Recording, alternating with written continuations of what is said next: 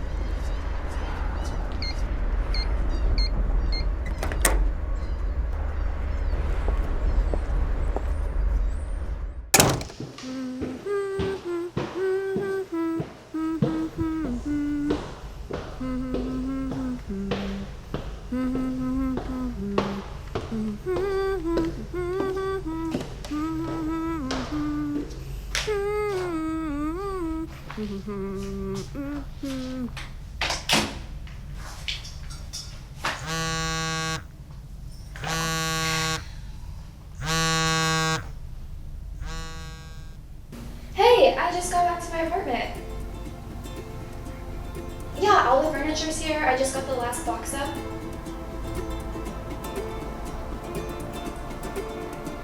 Yeah, everything went really well. Furniture's here, everything looks good. You'll have to come. No, thanks. No, you have to definitely come see it. I love that. Oh, and tomorrow's my first day at work.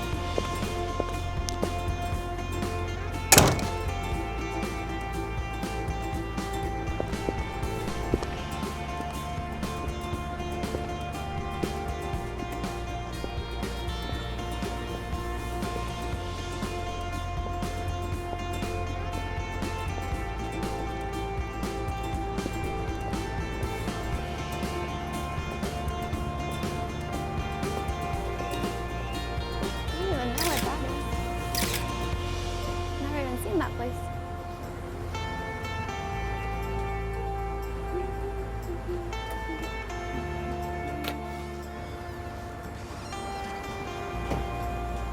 As I walked around downtown, I quickly fell in love with my new surroundings.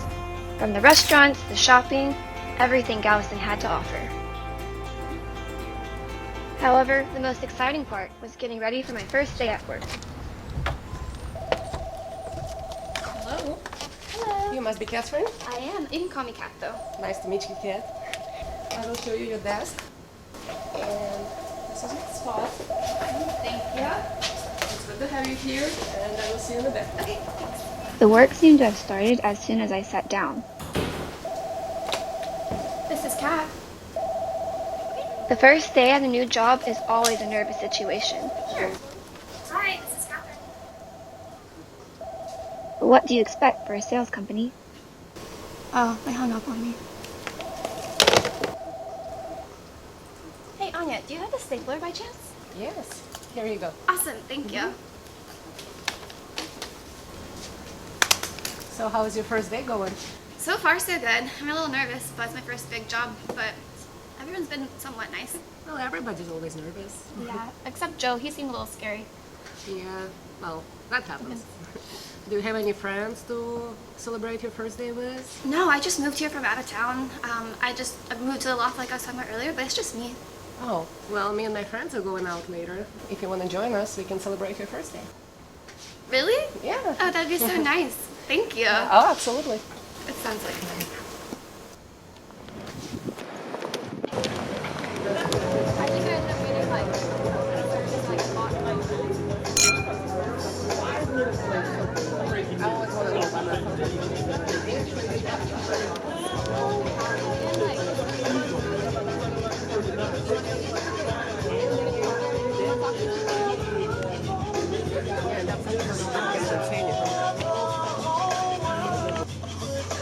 No, actually, better not be. We wouldn't be talking to you if you were. Yeah, I definitely want to do it. I'd like to go back for like a year. Just travel through. That's what I'm saving up for. Oh no,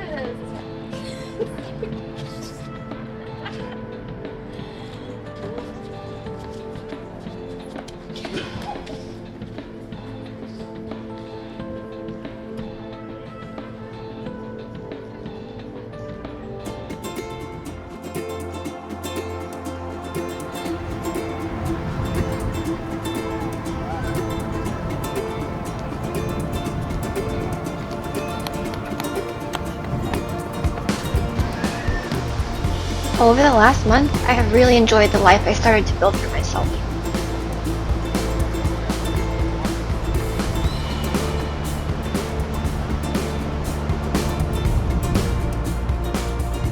I really feel like this is my time.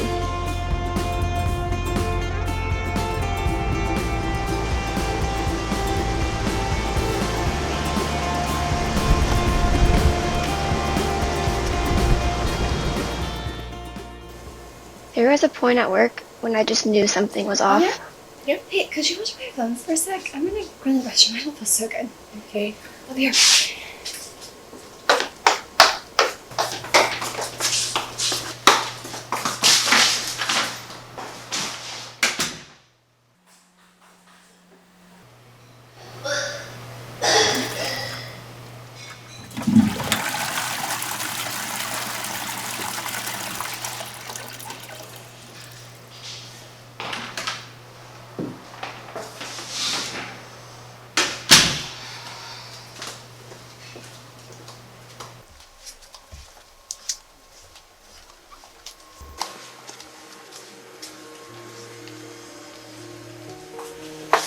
Anya, do you think it'd be okay if I took the rest of the day off?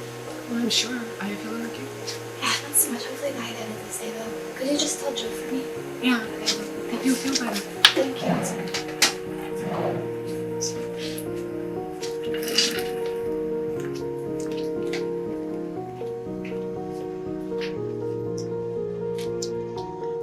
From this moment, I knew what I had to do.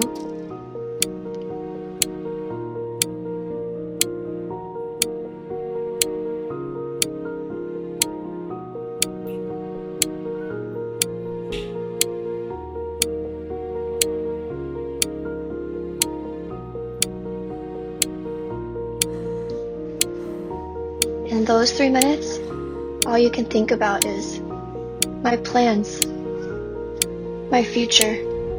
I've worked too hard for this, and now my world could be changing.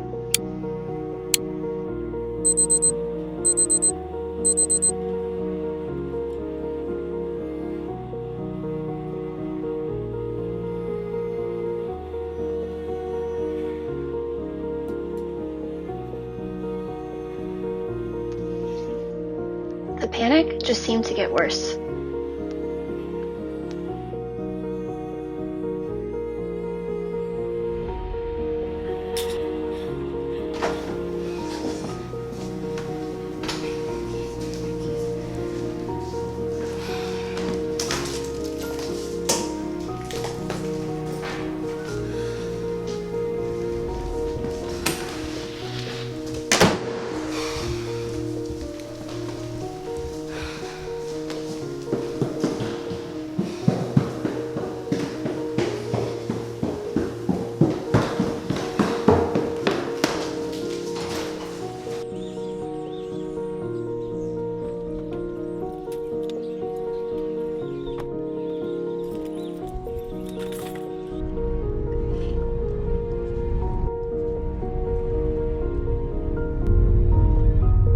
I am not strong enough for this.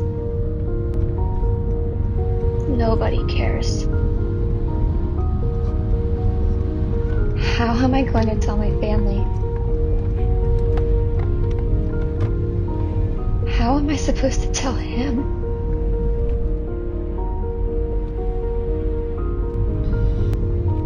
Do I even want to keep this baby? I'm all alone.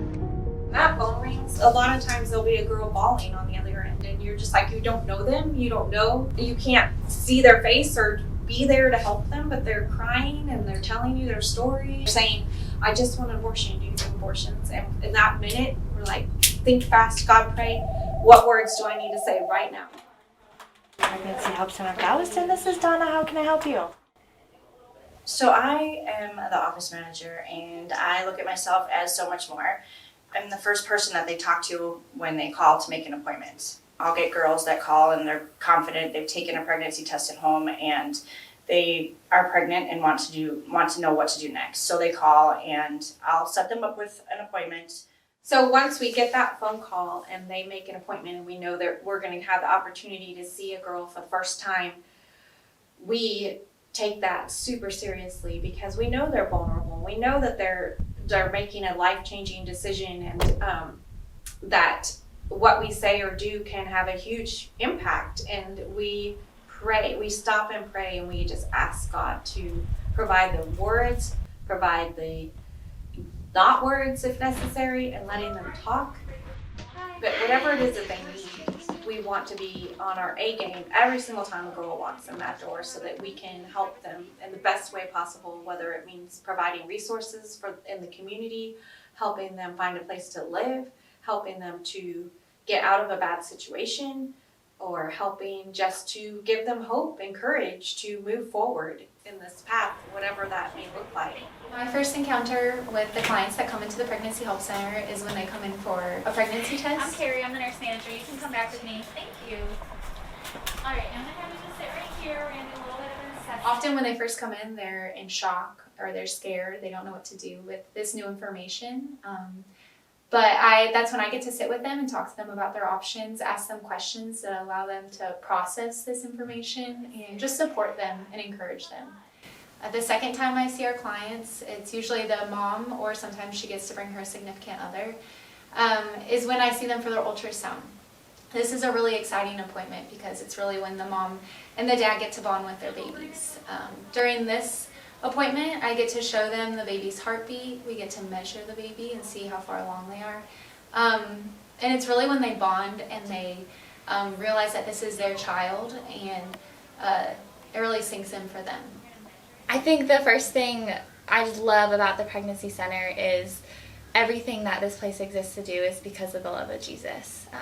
And all the avenues that we get to meet women is because of the love of Jesus. And I wanted to become a client advocate. I wanted to meet women one-on-one, talk about their story, talk about and share the gospel with them, and to tell them that Jesus wants to meet them where they're at and provide for them, and remind them of the sanctity of life.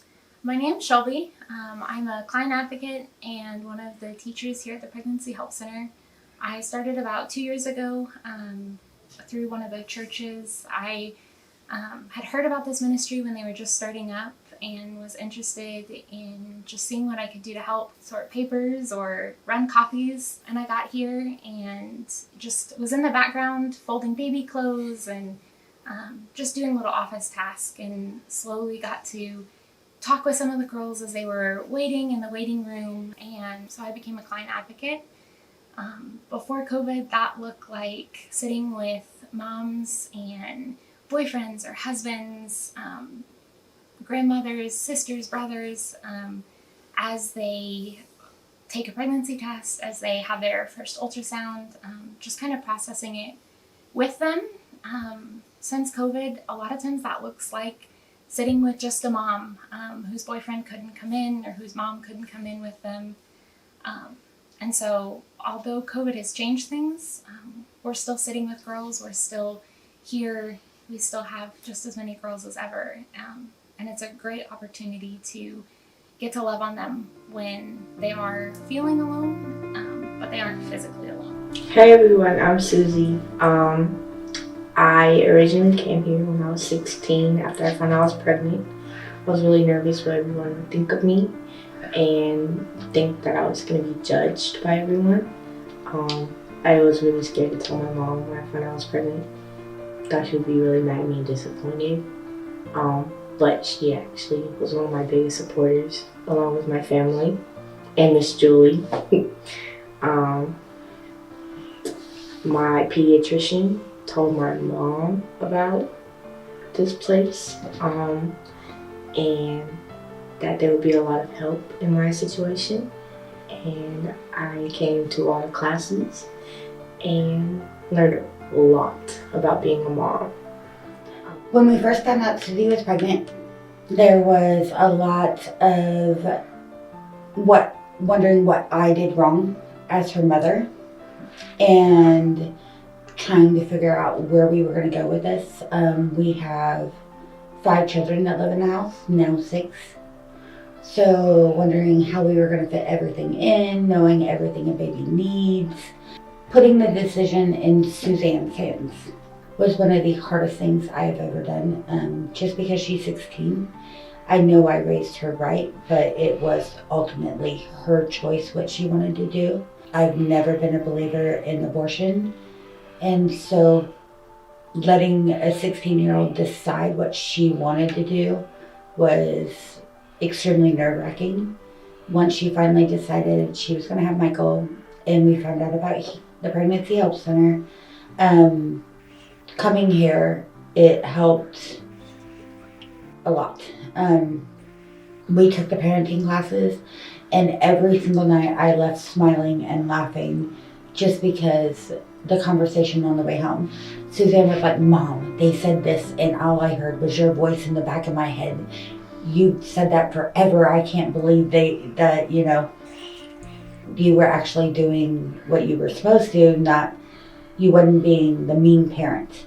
You wasn't just saying no because you wanted to say no. You were actually really looking out for what was best for me." When we got here, they were really welcoming. I was very, very scared because I was not planning on having a baby just yet. She was a bit of a surprise, my little perfect surprise. And I felt really scared at first. I think I cried when I had my ultrasound. I think I did. And but as the time went on and I took the classes, I was feeling more and more confident about it. Your life kind of stops whether you're ready or not. You know, there's never a ready for a baby. You know. But since then, I started school again, and I'm still in classes now for college, and I still look to them for help. I redonate my newborn clothes, and they give me 3 months, and I'll bring those back and get 6 months, and they're just here to help, and it's really comforting to have something like that. I mean, I never really had a church-going family, and this is kind of the first experience of, God that I really ever had, and that was very helpful to me. It helped me. I quit smoking. I quit drinking. I found a job that made me more happy. Got to spend more time with my family. So the entire pregnancy was a blessing. It's changed my life. Absolutely. Me too. Yeah. My name is Jade Blunt, and I was connected with the Pregnancy Health Center via Google.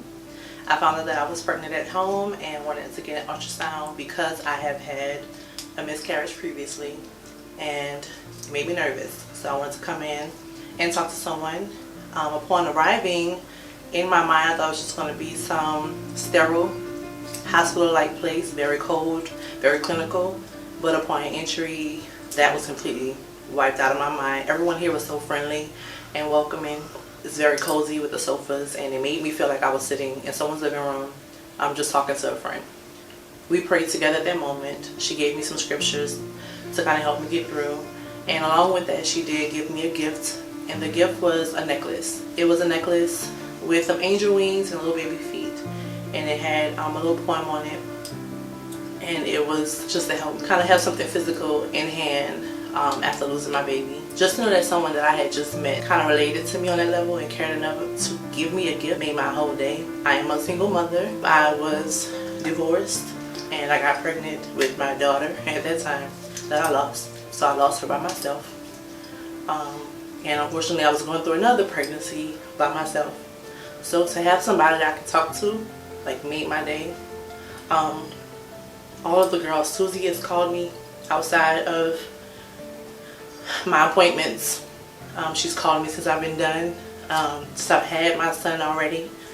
She's called me multiple times, we've emailed. So it's really like having a friend. Like I made family here upon just one visit, just thinking I was coming to just get an ultrasound and a pregnancy confirmation. I actually made some friends and family. And so that's been very, very helpful in my hard times. I have formed friendships in this job that will be lifelong due to the work and the ministry that we get to do together. Every day we pray together. We pray over the girls that are coming here. We can't share that. We can't go out into the world and share it with the people in this community or to our families. So together we talk about these situations and brainstorm and just pour our hearts into these girls. It's really amazing to watch and to see God move. I think that's the greatest thing I've seen since being the director here is God moving on a daily basis. I could tell you countless stories of where we have prayed about something and it's answered by that afternoon. And to get to see that where it's only God, like there's no other way that the things that are happening could be happening except for God. And He uses all of you to help move our center forward and help these families in Galveston. It's just been an honor to watch that, and I feel so privileged to be in this position and to get to serve in this way. Our story begins long before you and I met. Yeah. Because I didn't grow up wanting to be a part of Pregnancy Help Ministries or anything like that. They didn't even exist. But what's interesting is it really began for me in the political world. And I believe being pro-life was right. It was the thing to be. It was righteousness. It was everything God wanted me to be. And so I got involved in the political realm, in campaigns and all of those things. And it wasn't until 10 years after that that I began to see something about Pregnancy Help Ministries, because the director of a ministry in Auburn, Alabama, where I had grown up, was leaving to go to Birmingham. And he asked me if I might consider replacing him as the director and interview with the folks there. And I didn't even really think about it because I thought, pregnancy centers are a place where you give out diapers, you do nice things, and you share the love of Christ. But I had prayed that God would put me on the front line of the life-affirming movement. And I just didn't see pregnancy centers as the front line. I thought Washington was the front line. So that's how I got into this. And now here we are 30 years later, after I took that job as a pregnancy center director. 30 years later, here we are. We've been working with pregnancy centers around the country and around the world. In fact, now I think I've visited more than 450 pregnancy centers around the country.